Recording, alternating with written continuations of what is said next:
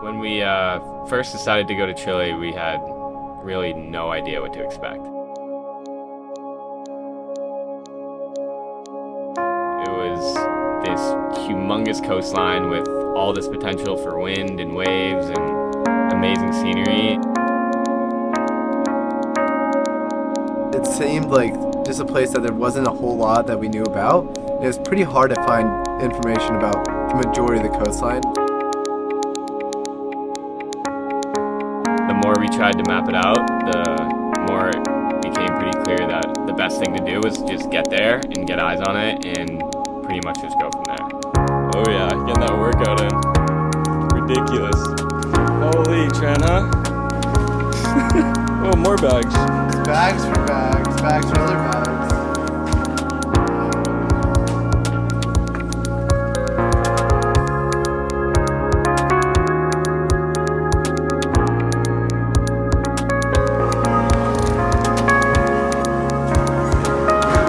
What do you think, Trent? Best car in Chile. We wanted to go somewhere that not a lot of other people have been or go to, and we wanted to kind of go in blind.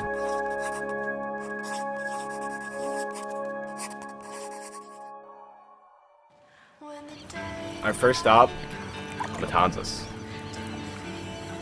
So when we showed up to Matanzas, it was like kind of perfect turn of events because it was actually the start of the first real good wind cycle, and also we were able to meet a lot of the local people the second we got there. We met Jack and Joe, two local wing foilers that took us under their wing and showed us around. My name is Joe. I moved here to Matanzas a couple of years ago. I'm not originally from here. I'm from Viña del Mar, big city a couple hours away. The history of this place started probably around the 2000s with the windsurfing community. They were coming here and just probably the only ones out there. Then the surfers also came along, and later on the kitesurfing community starting to blow up, and now, only a couple of years ago, there's wing foilers out there, so it's growing massively. I don't know, it's just great. There's always wind, always waves, and always someone to share a session with.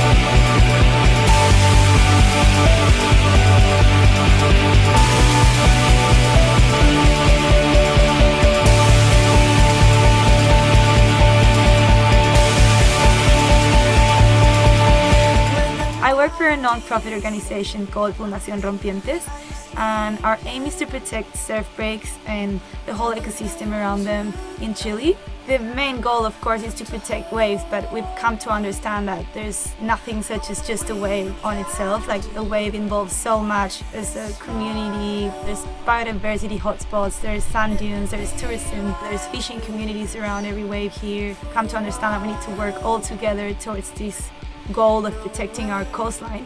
We've actually managed to have the first protected area recognizing waves as a conservation object.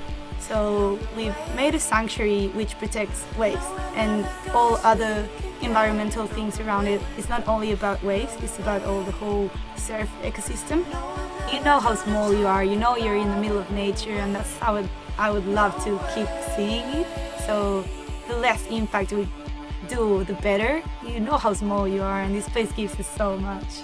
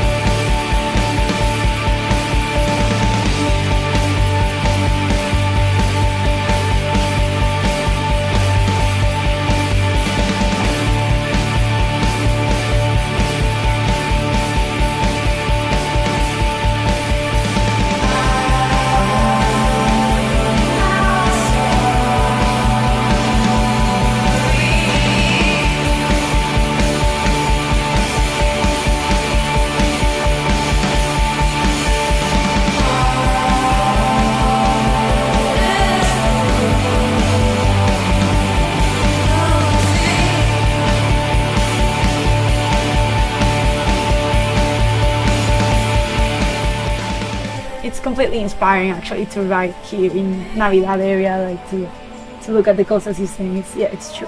When you're out there and you look at the coast, you're like, wow, there's nothing there, you know, like you can barely see the caleta or like the people. No 3-story buildings, you know, and you can see that in the ocean. You look and you can see there's not big developments, no big industries. You can actually see that.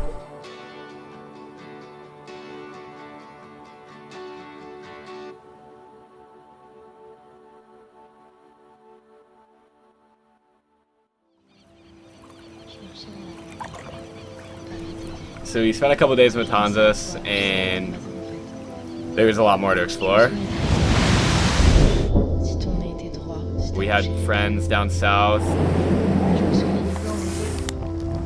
We decided to book it down there and meet up with them, and we were just like scoring waves every day, pretty much with nobody out. It's about as good as it gets. About as good as it gets right here.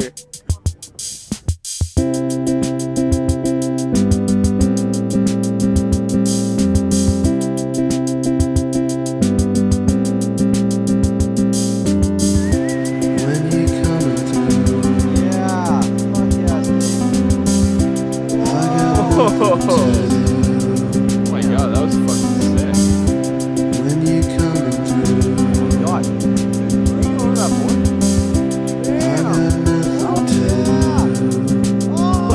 let's go to Paris. Let's go to Berlin. Meet your parents. I want to see you swim. When you coming through, I got nothing to do.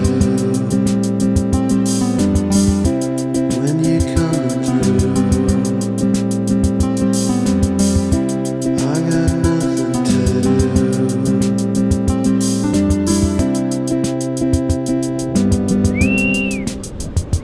Team on!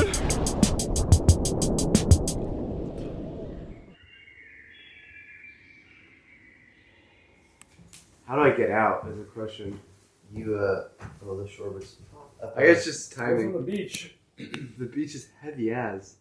Yeah. The biggest obstacle with that entire area is there's no kind of natural harbors or safe points to get in or out of the water, and there's just tons and tons of left point breaks, and we want to see if there's a possibility of making that work with the wing Porque foil. no pueden salir aquí. Dimos ir por allá ¿Ya? y después de aquí. Aquí hay un portón. Y ayer llegaron hasta aquí Ya, ahí. y decidieron que no deben ir más porque Está el portón, ya. Entonces abres el portón y aquí hay una división. Entonces tú, si vas a ir para acá, tomas ese camino. Ah, porque hay un portón. Mira, hay un portón aquí y hay otro portón acá al tiro. ¿Está bien? Entonces tú abres este y si quieres ir hacia allá, cierras este y abres este otro y pasas para allá. okay, pueden pasar. sin Sí, sí problema. puedes. No, nadie te va a decir nada.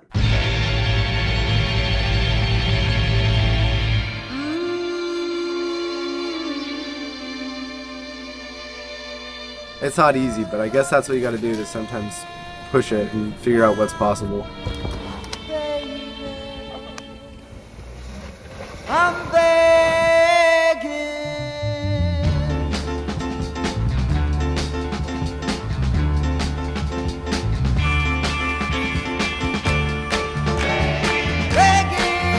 Begging. Put your loving hand out, baby. Begging you. Put your loving hand out, baby. Riding high when I was king. Played it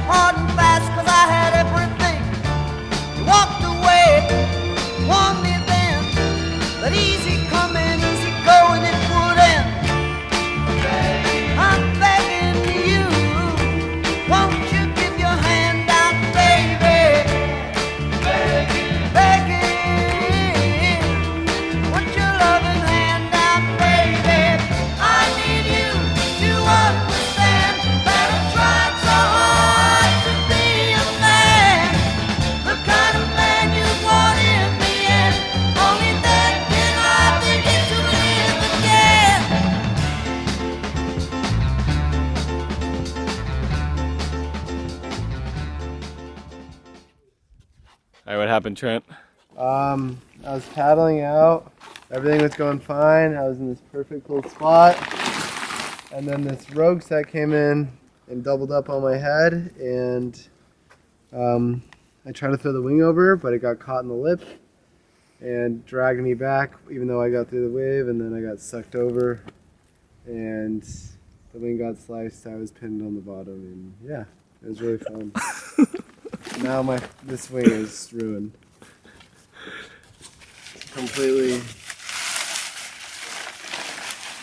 destroyed. We ultimately found that it's not the best place for wing foiling, but the surf was incredible. Everything's just a little more extreme. The water's colder. There's more energy. Everything's just kind of trying to beat you down out here.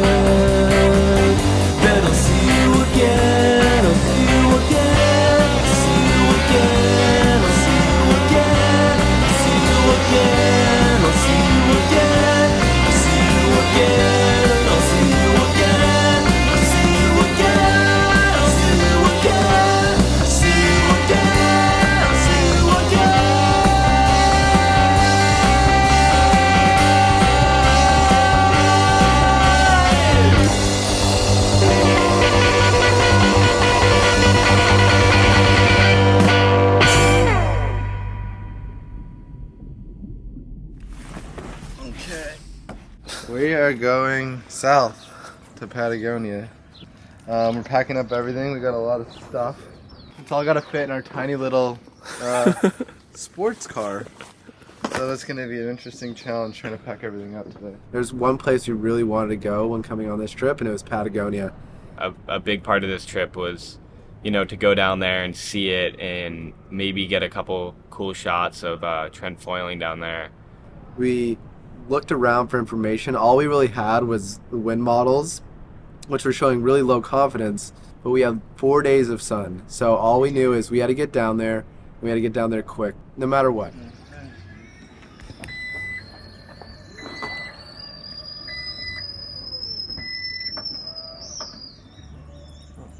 Wow.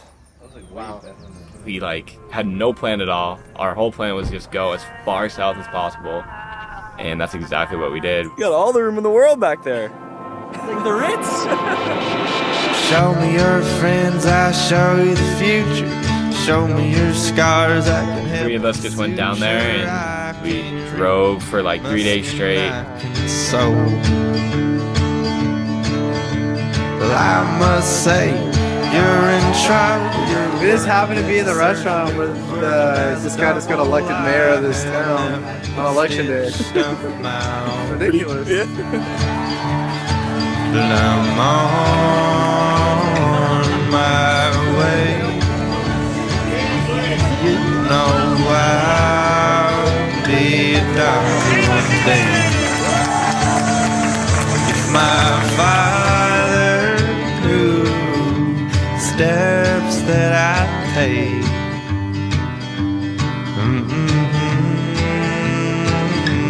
on my way. Now she's down the street, sitting in the sunshine, probably smoking weed and sipping on box wine. She knows Like going on these big car ferries. You guys ever done this before? Are you fucking kidding? Look at now this. she Like, by holding the it. fire, hanging cold stockings and letting baby Jesus do most of the talking. There's a beauty in the silence that I chalk up to Christmas time. Well, I'm on Tommy. my way. Yippee. Got me why she calls me her baby. What did I say? If she only knew the steps that I take, steps of my Going to this huge natural canal essentially, and you're just looking around and you see these huge glacier cap peaks along with like these fjords, birds and animals flying everywhere. It was beautiful.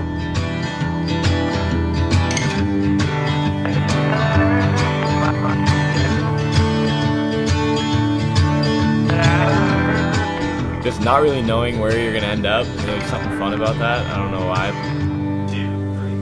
Oh my God, I'm having a baby. I knew this day would come to finally save me, teach me love and how to stay. Piece by piece, all rubble to rumble. I learned how to walk by learning to stumble. Get Pretty me epic, off the huh? boat. I'm ready to be on there. Get me off the boat. I'm ready to be on my way. Once it started getting dark, we kind of like had the realization, okay, we're getting off this boat in the middle of Patagonia with no idea where we are, really what we're doing, and kind of got a little cold, a little nervous.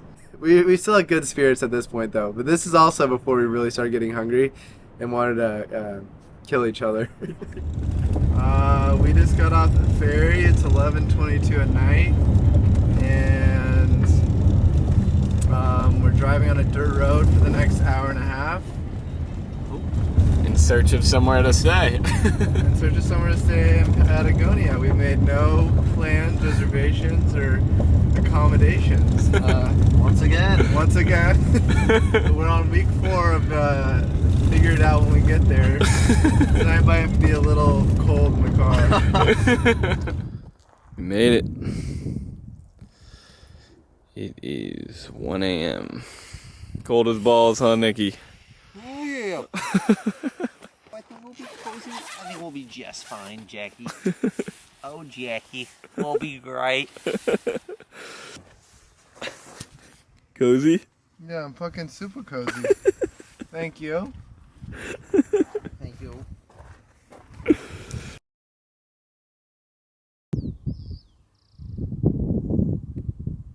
When we woke up in the morning, we looked above us and we just see this huge volcano towering over us.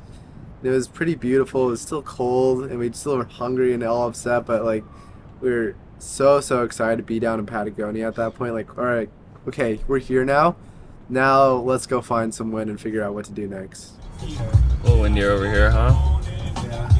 We were hoping, the models were saying that it was going to be super windy that day, but it turned out it was like maybe 17 knots. So we drove out to this really exposed point where we were as far out as we could be into that channel. We are just due north of Corcovado National Park. This little ranch road. We found this killer little beach. We're going to try to go wing out here.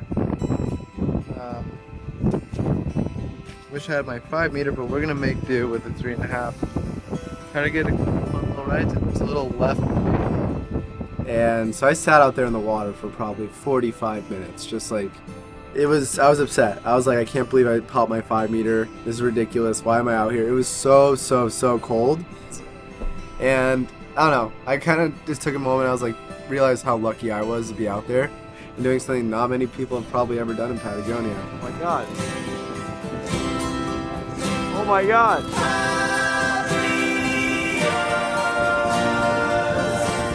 Oh my god.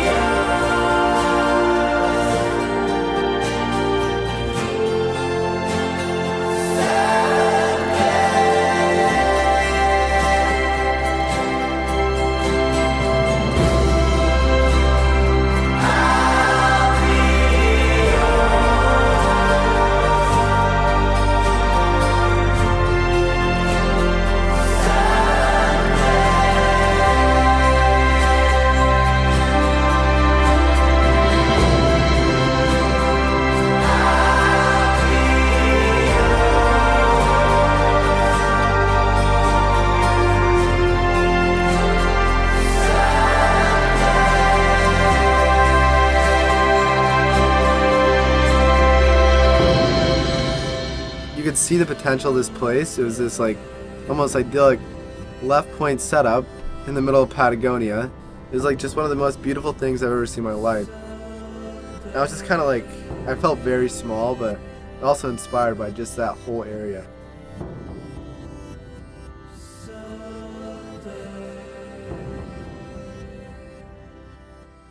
We knew we had like 1 or 2 days potentially to really do anything. There was a big storm system coming in. Like, it got to a point almost where we were like, all right, we're just going to enjoy it down here.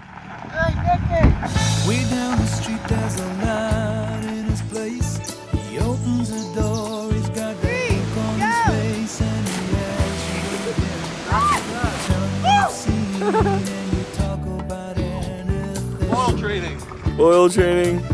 The strongest men in the world. Buying some land, he's gonna give up the booze and the one night stands, and then he'll settle. The night before we left, the models were saying there was no wind, there was nothing that was going to happen. So we ventured up to this lake that was just in this huge glacial valley. And we show up and we see this kind of big wind line out the back. Like, oh, that's interesting. I wonder if that's going to fill in. All of a sudden, we just got super lucky. Be fine, Jack. It's going to work. It's gonna work. That whole trip up to that point, I had no expectations of even being able to wing in Patagonia. And here I am in this beautiful, beautiful setting with no one around. And I'm with my best friends. It was beautiful.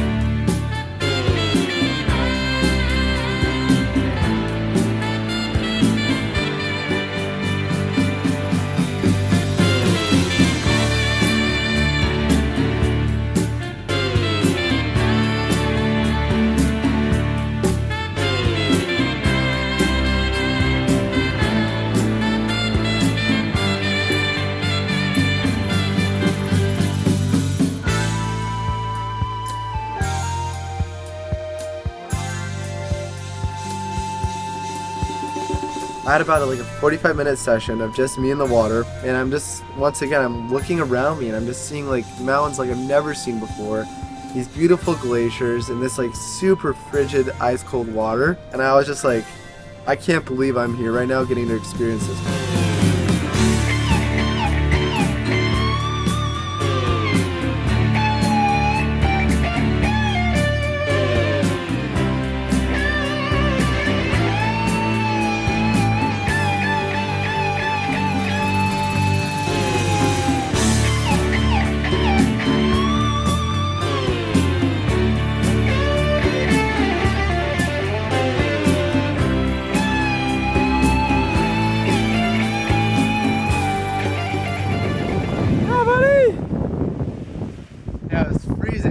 trying to feel the wind, and I was like using my hand, but my hands were so numb I couldn't actually feel the wind. So I was like, I don't think there's any wind here. And the wind died. But it was beautiful. It was cold though. I was looking back and I was like, and there's like glaciers and like these huge mountains. And we're at sea level though. None of it makes sense. It's fun. I think I'm gonna look back on this when I'm old and gray, and this will probably be one of the greatest times that I've ever had in my life. Like, just traveling around this entire country, meeting so many incredible people, surfing the best waves of my life, and having some of the best wing foiling sessions of my entire life. It was incredible. I got to do it with my best friends. Seeing a new place every single day, and trying a new wave every single day, and finding wind, just the search and everything. I think it was definitely a trip I'll never forget. I think that what I've found, especially in this trip, is the best plan is, it sounds a little cliche, but the best plan is no plan.